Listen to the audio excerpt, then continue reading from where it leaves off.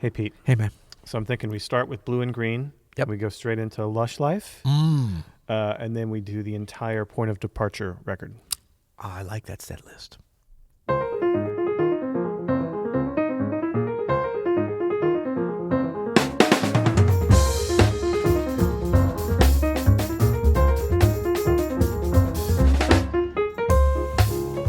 I'm Adam Maness. And I'm Peter Martin. And you're listening to the You'll Hear It podcast. Daily jazz advice. Coming at you. Coming at you today, brought to you by Open Studio, of course. Ding. Hello. We need a jingle for Yeah, Open Studio, Jazzy Jazz. Come get your lessons at Open Studio. Yeah, let's keep working on that. Okay. I just said we need it. I didn't say I'd hit the final. If only there were any musicians that worked at Open Studio that could help us out. Recording capabilities or something. Yeah, Open Studio lessons, jazz guaranteed. Yeah, emotion in motion is the closest thing to an Open Studio jingle that we have. Yeah.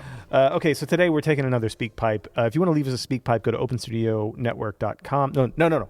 Don't do that. Go to you'llhearit.com. That's right. Go to You'll Hear It. And you know what's funny? Do you remember when we were having to beg for speak pipes? Yeah. We were having to explain what it was. We're like, please go to your browser. And now we're almost going to have to cut it off soon. No, don't. No. But get it in soon, though, because we may. Because I don't want to disappoint people. Because I know I said we only answer the good ones. But now we're getting to the point where we have so many good ones, it's going to be hard. We don't want this to be a speak pipe this every week day. is all killer, no filler. Let's check out one from Austin. Hey guys, Austin from Roanoke here. A while back you gave me some really good advice about getting established in a smaller city area, and since then things have been going pretty well. Got involved in a big band and been to a couple jam sessions, even got a couple quintet gigs, so I appreciate the advice and encouragement you guys gave then. I have another question now that gigs are starting to pick up. Hopefully you all can give me a little bit of direction with this. I'm wondering how you all approach organizing your set lists. Is it usually a day of thing? Do you do it a couple weeks in advance? If you do it pretty far in advance, how often does it change? How do you keep things from becoming monotonous, like not playing too many bebop tunes in a row or too many Latin standards in a row or something like that? And then maybe even a little bit of advice about from the listener's perspective. How do we as listeners, what do you all expect when you're at a jazz concert? What do you expect to hear from the artist performing? So thank you so much for everything. Look forward to hearing your thoughts on this. Keep up the good work. Bye. Wow, satisfied customer. I know. There. I mean, can we get Can we get a poster with a poster child for the... Yeah, I mean, look, his career, and that's going to be our new thing. Listen to the You'll Hear It podcast, and you will get gigs, basically. No, but thanks, Austin. That's awesome to hear that, some stuff. I mean, look, we're joking on here, but everybody knows, I hope, that we really are, we're serious when we give advice. This is really what we believe. This is what we practice. This is what we preach. Yeah. And we really do believe and know that if you apply just some of these concepts, and look, we didn't come up with these. None of them. This is stuff few.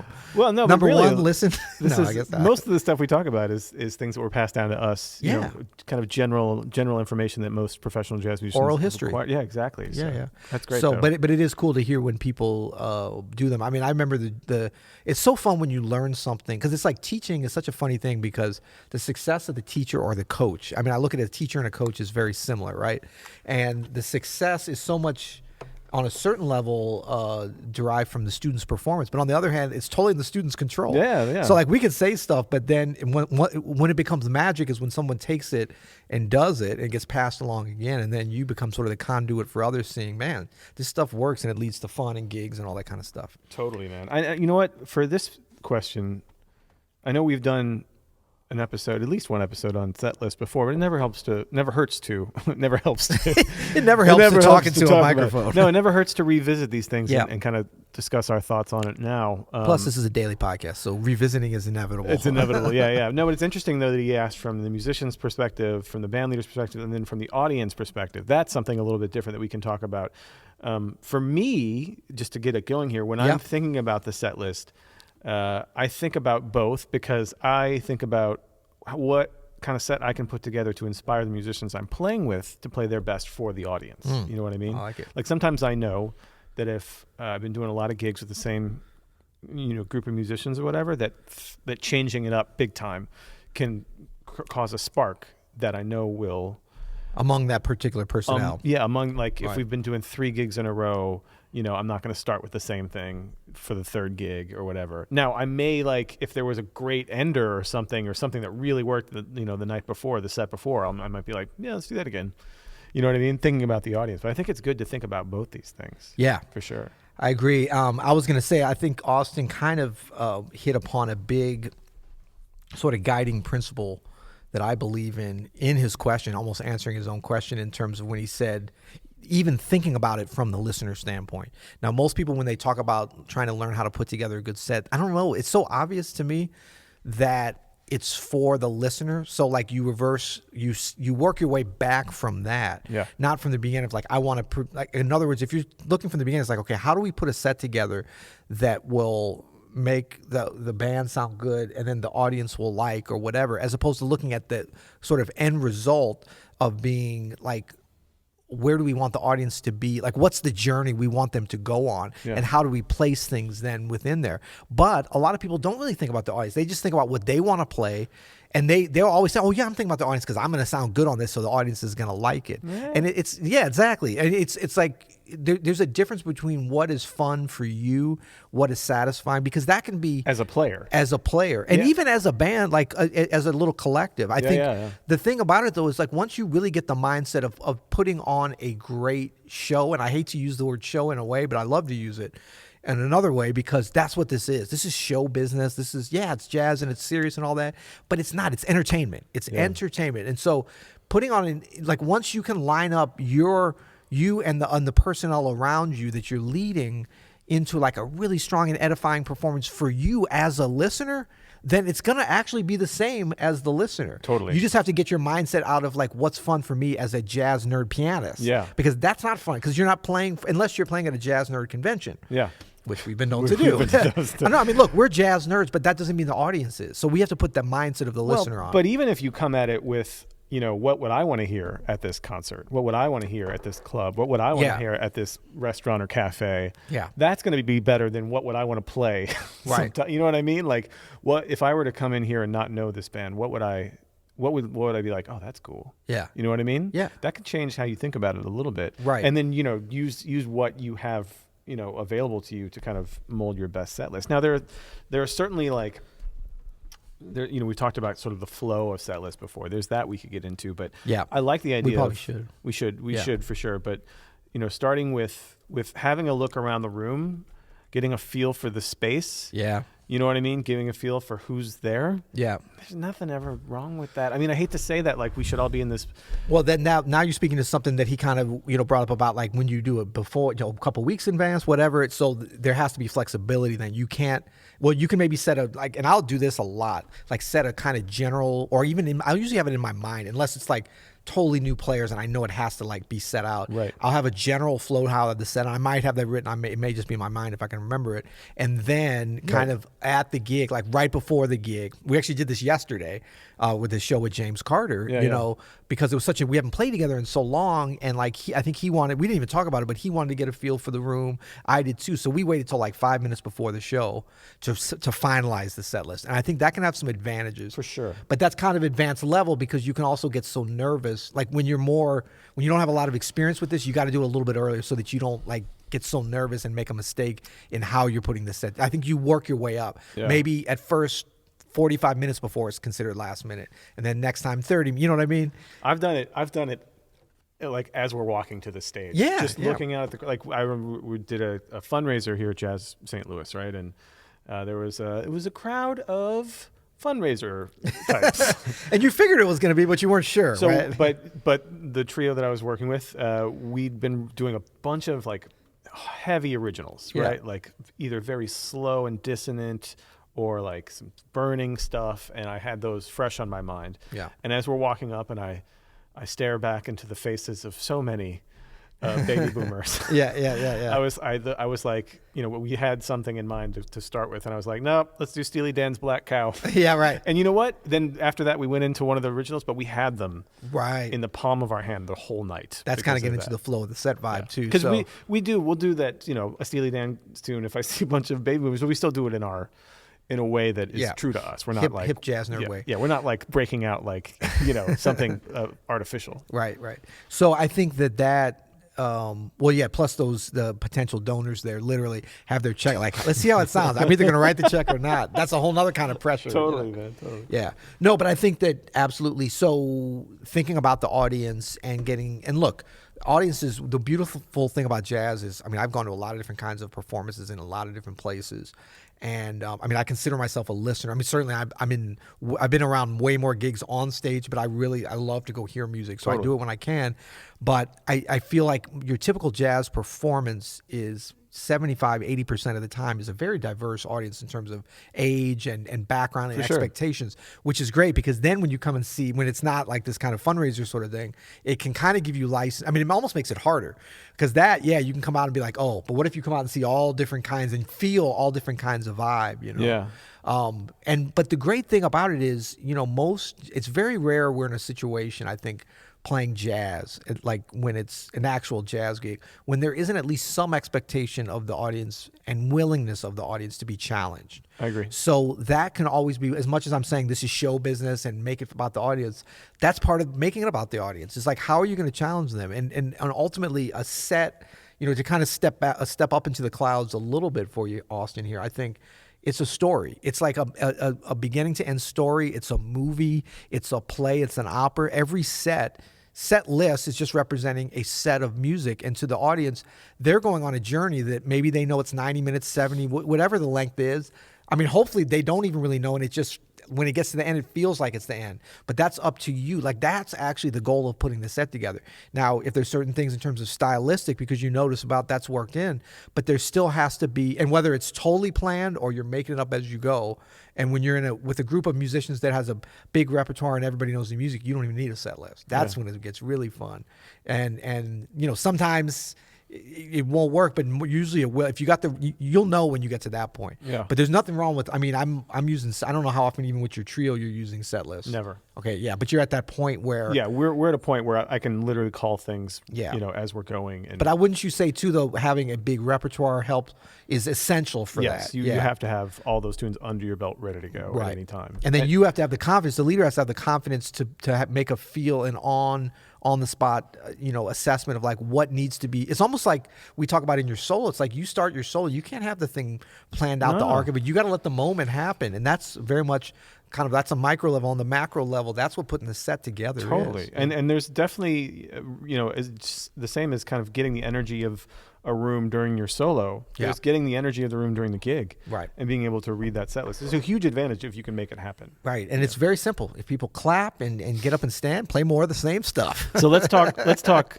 set openers, because I think Okay. for me the set opener is the most important part. Yes. It sets the tone, it sets the vibe, it sets the energy in the room Yes. for whatever you're doing. I try to follow my instinct on the set opener as much as possible. Like I said, like trying to read the energy of the room, where people are at. And there are some times where it's like, if we're playing a packed house and like everybody knows us and the place went crazy when they introduced us, I might start out something very, very intense and soft, right? I love that. Because I know that they're going to be in there with us. Yeah. They're not going to start talking. You know what I mean? Or something like that. If we're in, a bar or something, and no one knows us probably, but I know we're going to, like, we could blow this doors off here if we start right. Yep. And so I'll start with something like super high energy to get everybody's attention. So that everybody's like, oh, snap. Like, who are they?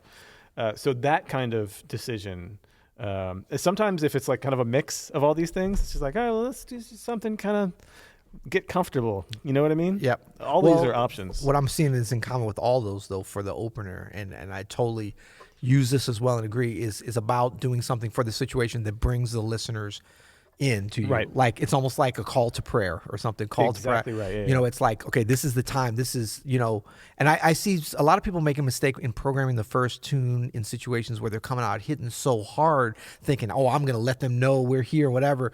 But you're kind of bad. Like, you can't play something that you haven't prepped the audience's ears to hear yet. Totally. I mean, of course you can. You can do anything. If you play it well, it's going to work. I mean, playing well can cover up a multitude of sins of set lists. You can kind of just be random. Yeah. But all the better if you program it and make the story unfold in a way that makes sense. And there's definitely options. It's not like programmatic or anything. There's options. But I think that first thing, you need to warm up, just like we need to kind of warm up. Yeah, we warm up backstage, whatever. But you got to warm up the audience's ears. And I like this idea of getting them to draw in a little bit. I love the thing of like if the situation allows to play something very intense and quiet, because that, I mean, unless it's going to be like a party kind of gig. If it's going to be a listening gig, let people know that from the beginning. Be confident with that. Yeah, but you're setting that tone, and then maybe that's just the point of departure where you're going from there. I've heard gigs where were two scenarios. They came out completely burning. Yeah. And then it only got more intense. And I was like, what? Right. I'm thinking of like a Sean Jones gig that I saw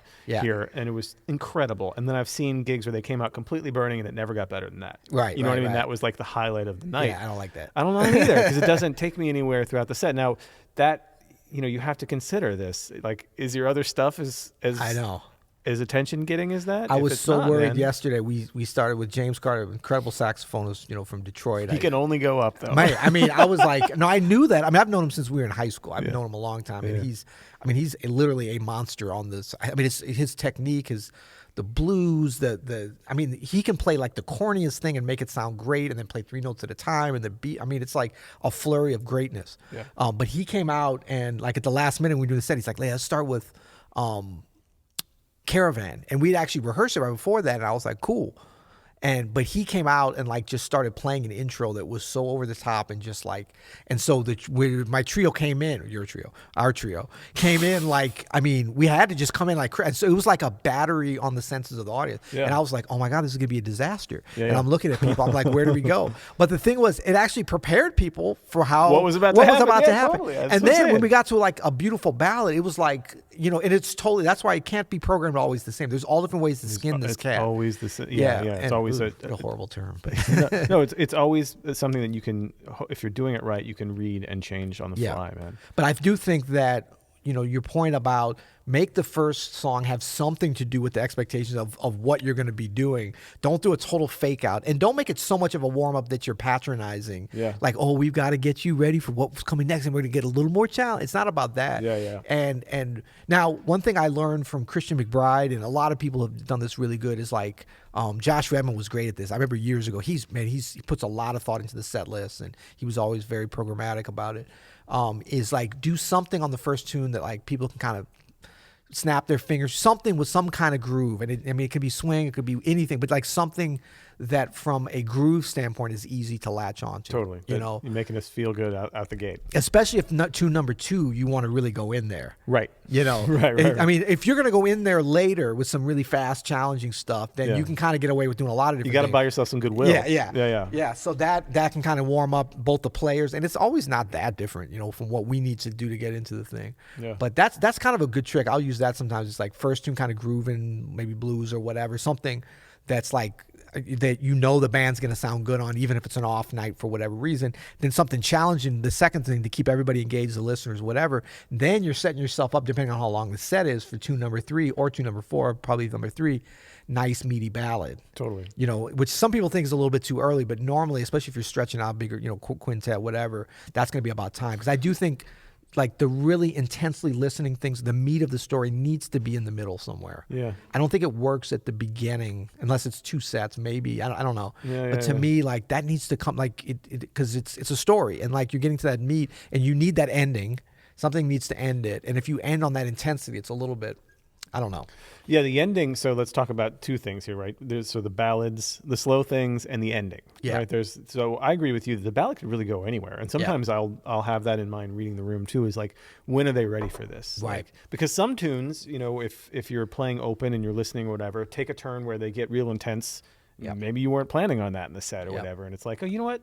Let's bring them down. Yeah. That's a good spot. Sometimes I'll even end with a ballad if I think that's the right choice. Yep. If it's like, I feel like if we go all in on something huge right now, it'll just like be a letdown. Let's do the ballad and let's take it out like grown people. Yeah. You know what I mean? Right, like confident grown folks music. Yeah, totally. I mean, I go to listen to the St. Louis Symphony, and not everything ends on a big bum bum, you know? Right. Like a lot of, especially modern composers, end in a much more subdued way, and I think it's very effective. I think so too. Yeah. So just to kind of wrap up, I think a general, I mean, we can't cover every little thing, but these are some good ideas. I think an overall thing that you can take, especially when you get to the more advanced level of or really if you just want to try some on the gig set list creation is, this is good for any time, even if you have a set list, because you have to be able to make adjustments, just like in a solo, whatever. Totally. But that is, I really believe in, as you're finishing a tune and people are clapping, like that's the time, instead of being like, high-fiving everybody, like as a leader or whoever's calling the thing, like really try to be in the moment and present. We talk about meditation, but like that's where meditating and being able to focus really comes in handy, because what you're trying to do is just let the moment tell you what to play next. Yeah. And this sounds way more mystical than it is, but what you'll actually tell is like a certain tempo will just sort of feel right. And then hopefully, and so what I used to do, and I still do it if I don't have like a regular group and it's a different thing, like I would make a set list, but then I'd have the tunes broken up like ballads, medium tempo, blues, groove, or whatever categories they naturally fall into. And then when I'd finish the tune and people clap and it's like, what does the moment need next? Then I've got some choices there. If I can't think of them, I'm like, okay, it needs kind of a medium swinger. Yep. What's the tunes that we can do? That's great. Then that's a way to kind of organically, because it's the same thing of like, then the audience, you're kind of reading their minds in a way, because you're acting like a listener is what it is. Yeah. And it also is cool because it makes it like all this a lot easier too. You know, I mean, if you're a surgeon, like, could you imagine like you're being thrown in? You're a surgeon, Adam. You have to take all you'll hear it in piano and jazz training, and they give you some like terrifying thought. And somebody's really scary. heart is open. No, and I should not be allowed. Yeah, but it's like, but they're like, there's just one step you need to do, but you're the only one that can do it, and you see like open heart surgery, the heart pause. Are you kidding me? But you see a heart there and it's connecting. You're like, what do I do? I'm like, well, I guess I'll take it and just put it in. That's it. You did it. You stuck the thing back in. But I mean, sometimes it isn't that hard. It's just. It doesn't always have to be. And you know what, Austin? Another piece of advice, just our final pro tip here, our ultimate. Listen. That's right. Oh, we got to get back on our ultimate tips. Come on now. Listen when you're out hearing, great music in your area. Listen to how the people you admire put together their sets. Listen to live albums. Actually, I've got an ultimate tip we're going to put at the end. Okay, well, let's just say here, leave us a speak pipe at you'llhearit.com. Go to openstudionetwork.com to check out these amazing courses. And our ultimate tip is? Well, no, I'm going like this to say keep going because I'm trying to think of the ultimate tip. And then you know what? Tell them about the ratings. We do love a rating and review. We're not ashamed of it. We like 7 stars. Now, that is impossible on most systems, but you can write it in, and many people have, and we appreciate it. We really do appreciate the You'll Hear It fans that have given us 7 stars, and leave a nice review. Tell the folks what you like. It helps spread the word about the old jazz podcast. That's right. Thank you so much. Okay, this is the ultimate tip for, and this is really based upon number 1, listen, but how it applies to this question of set lists.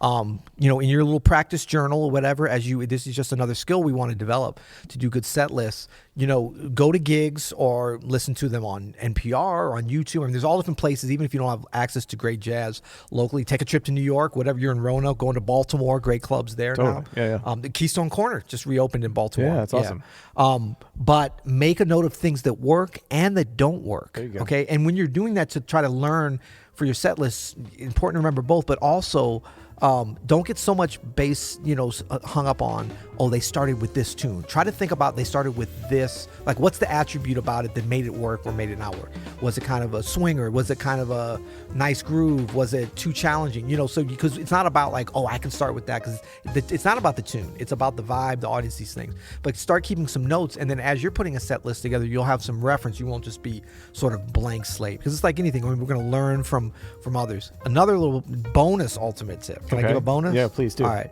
Or should we make them come back tomorrow? Let's make them come back tomorrow, man. This is a long episode. All right, we'll start at the beginning tomorrow. Tomorrow will be the ultimate bonus tip for putting a set list together. So tune in tomorrow and you'll hear it.